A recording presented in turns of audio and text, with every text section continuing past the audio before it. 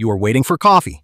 Download a game because it costs exactly $0 and tell yourself you will play for 5 minutes. 20 minutes later, you are one move away from winning. The screen offers 5 extra moves for 99 cents, then a starter pack for $4.99. You can say no, close the app, and keep playing tomorrow. So why can games that most people never pay for become billion-dollar businesses? Where does that $4.99 go? What are you really buying? And why is the player who spends nothing still valuable? Start with that button. That button is smaller than a coffee. Put it on millions of phones, though, and repeat it every day. The math stops looking small. As of mid-2026, Sensor Tower has reportedly estimated that Monopoly Go passed $3 billion in lifetime player spending in under 2 years. That is consumer spending, not Scopely's profit. It is a third-party estimate. Candy Crush offers the longer view. King says the franchise has been played by billions of people. More than a decade after launch, it is still a live game. It did not survive by selling one box. It survived by making a reason to return tomorrow. So follow the $4.99. Maya is 2 stops from her train station. She is playing Monopoly Go's current event board. The reward meter is 1 square from a card pack. Her dice count hits 0. A limited offer appears. $4.99 for extra dice, in-game cash, and a timed boost. Mobile offers change like fruit left in the sun, quickly, but the transaction has a stable shape. Maya taps buy. Her $4.99 first goes to Apple or Google. A platform may retain its applicable service fee. Apple's published standard rate has historically been up to 30%, with lower rates in qualifying programs. Google Play also has tiered fee programs. Start with $4.99. If a 30% fee applied, that would be about $1.50. About $3.49 would remain before the publisher paid for anything else. That remainder is not profit. It pays for artists, engineers, servers, licenses, customer support, advertising, payment operations, and the next event on Maya's phone. 1 tap, a platform fee, a publisher share, then a hungry cost pool. Why sell something that costs almost nothing to copy? Because Maya is not buying pixels. She is buying a path through a moment she does not want to lose. If the offer appeared while she was staring at the train map, it would feel like an ad. It appears 1 square before the reward. That timing is the merchandise. They did not manufacture 5 moves. They manufactured the moment when 5 moves felt worth $5. The obvious version of this business is simple. Create a problem, sell the solution. The real version is harder. If every problem feels unfair, players leave. That is why the free route has to remain real. Maya can wait. She can earn a little currency. She can try again tomorrow. She can sometimes get help by watching an ad. The paid path is not supposed to feel like the only path. It is supposed to feel like the faster path on the day speed matters. Think of an airport. Everyone can get to the gate. One line just moves faster. The airline does not sell the building. It sells less standing still. A free game uses the same emotional math. The game gives you a route forward. The store offers less waiting on it. Candy Crush makes the balance easy to see. You fail with 1 jelly left.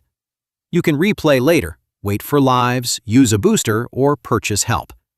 In Monopoly Go, you roll dice toward an event target. When dice run out, you can wait for regeneration, claim a free reward, watch an ad when one appears, or buy more. The store is not selling one thing.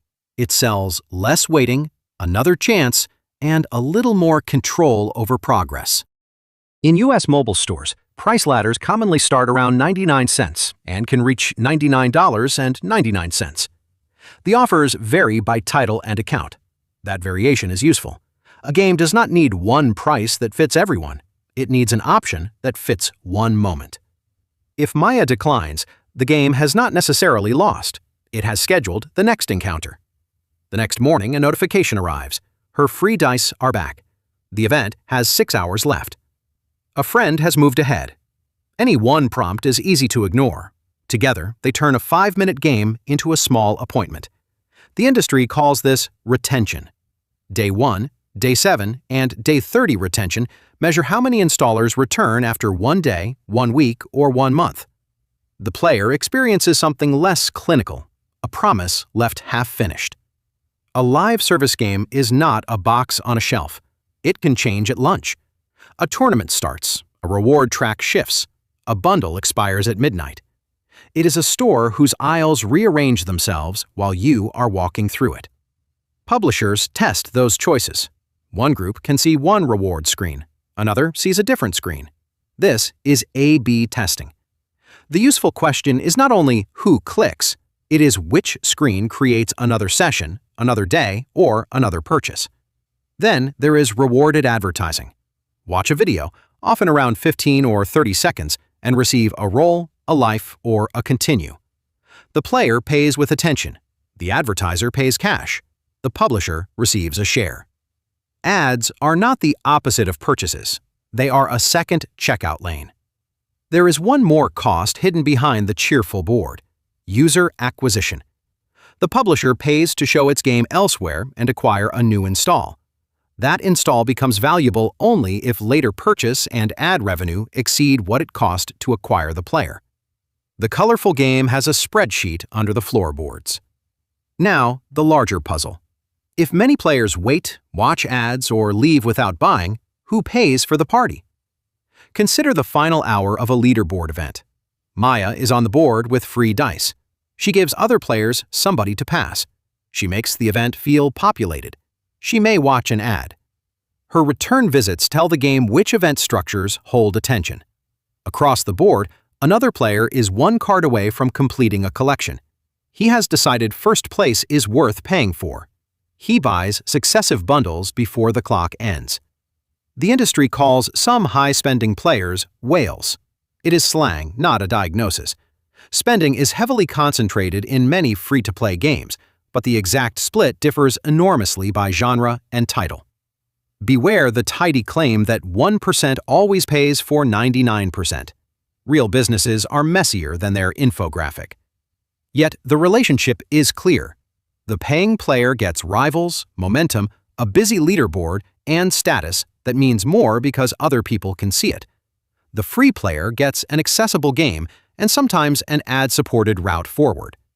The free player is not a failed customer. They are part of what the paying customer is buying. That is not a claim that every company sells personal data. Analytics, personalized offers, and data sales are different practices. The point is simpler. Free players supply attention and population.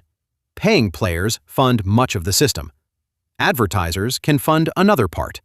Apple and Google operate the gate and payment lane. The game is not merely a bag of dice. It is a living economy around return visits. Clever does not mean invincible. Most games do not become Candy Crush or Monopoly Go. Players can install an app in 10 seconds and forget it in 2 days. New levels and events are not decoration. They are the work of keeping the room from emptying. Marketing can get more expensive. Platform rules can change. Privacy changes can make ads harder to measure. And players notice when every screen has a clock, and every clock seems to be holding a tiny cash register. Regulators have examined unclear odds, child purchases, refunds, and deceptive interface design. Rules vary by country. The important point is trust. A game can ask for money. It cannot make every moment feel like a hostage note. That is the narrow ridge. Too generous and nothing is worth buying. Too hungry and nobody stays long enough to buy it. Go back to the station. Go back to the $4.99 button. Maya did not buy 5 moves, because 5 moves have $5 of material value. She bought a smoother route through a moment she already cared about. The event made it urgent. The store made it easy. The game made it feel optional. Behind that button sits a whole economy. Free players, occasional buyers, whales, advertisers, app stores, and teams trying to create tomorrow's reason to return. Free was never the absence of a price. it was the absence of one price. Sometimes you pay $4.99. Sometimes you pay with 30 seconds of attention. Sometimes you pay with tomorrow's return visit. And sometimes you pay nothing, while helping make the board worth paying for to somebody else. If this changed how you see the word free on your phone, like and subscribe.